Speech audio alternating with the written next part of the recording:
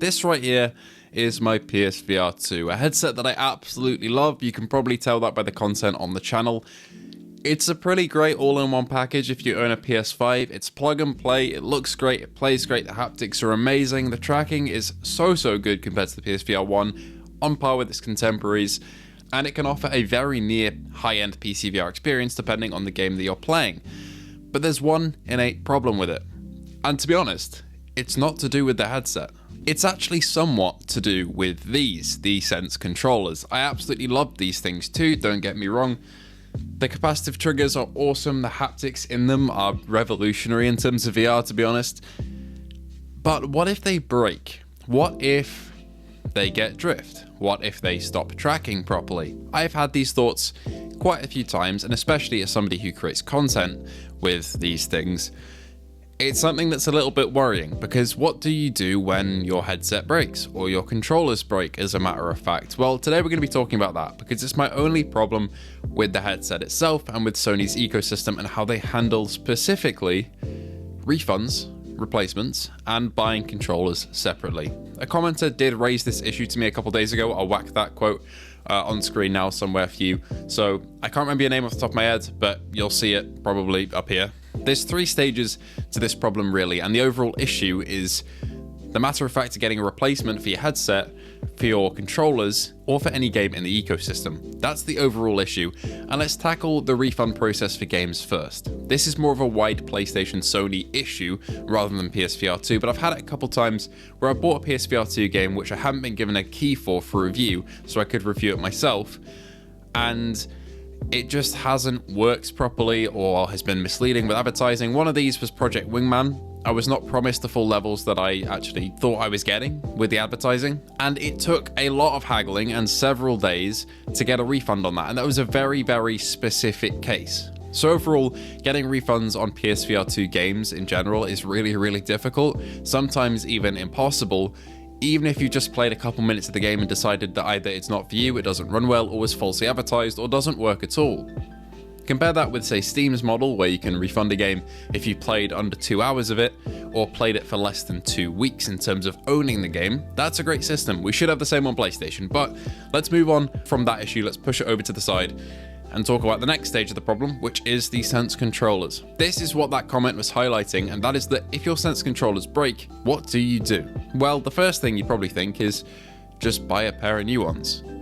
So you'll go onto Amazon and look for a listing, and you'll find that they don't exist. So you go onto PS Direct and look for a listing, and you'll find that they don't exist. For a headset that I absolutely love, it is absolutely impossible to get a new set of controllers if yours breaks, or if you're playing for an extended period of time. I've had this a couple times, especially at launch when we put hours and hours into Pavlov. I'd have to take breaks to charge my controllers, which isn't the end of the world, but it is quite a nice thing to have, to just swap to a new pair if you had another. Sure, I have the charging dock, but it still takes time to charge up. It's the same philosophy I have with my DualSense controllers. I have 2 of these so that when one runs out, the other has been sitting on the charging dock and charges back up.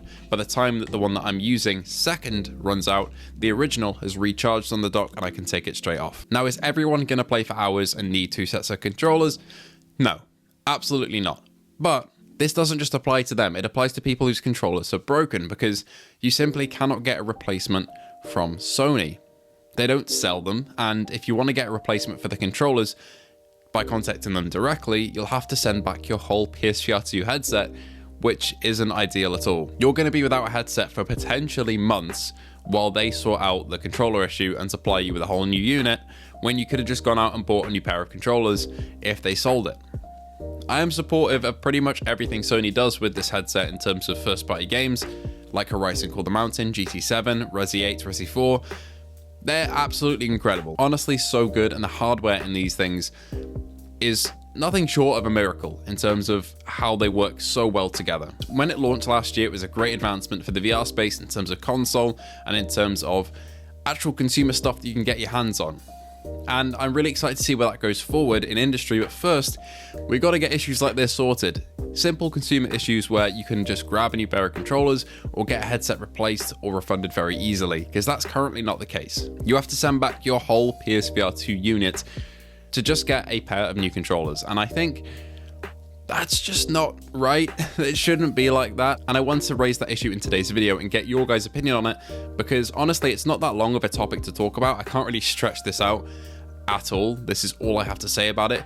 But the last thing I want to say is, what do you guys think? Because a consumer headset like this should have easy options to get replacements for controllers and headset, and currently it's just impossible. Do I have an actual solution to this?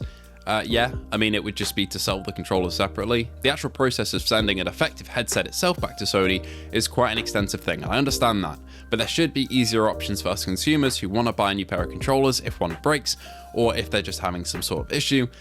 That should be an option that's easily accessible. And I want to know what you guys think about that. Do you agree with it? Do you disagree? Do you think Sony is handling it fine? Have you actually had an experience where you've had to send back something? If you have, please let me know, because I'd love your opinion. I luckily haven't been in that situation where I have, say, smashed my controller into a wall or it's become defective.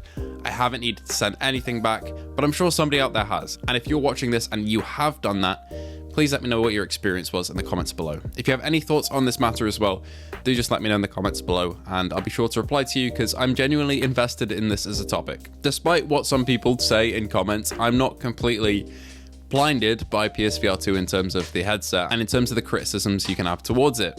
I mean, it does have some issues. Other ones I'd get into in another video, talking about the headset overall in terms of, mirror and the use of Fresnel lenses. I can get into that another time. The headset is not perfect, but one thing that really isn't perfect are these customer kind of services to get replacements for things. And it's something that Sony has never really done that well, and I'd like to see it really change here. And I'd love to know the reason why they don't sell the PSVR2 Sense controller separately to the headset, because it's kind of a no-brainer thing. Anyway, thank you all for watching and joining me on this ramble today. We're going to be continuing Vertigo 2 very, very soon, and we're also going to be jumping into, hopefully, a couple of cool VR mods for games and a couple of new games that are coming out. So thank you for watching, and I hope to see you all in the next video.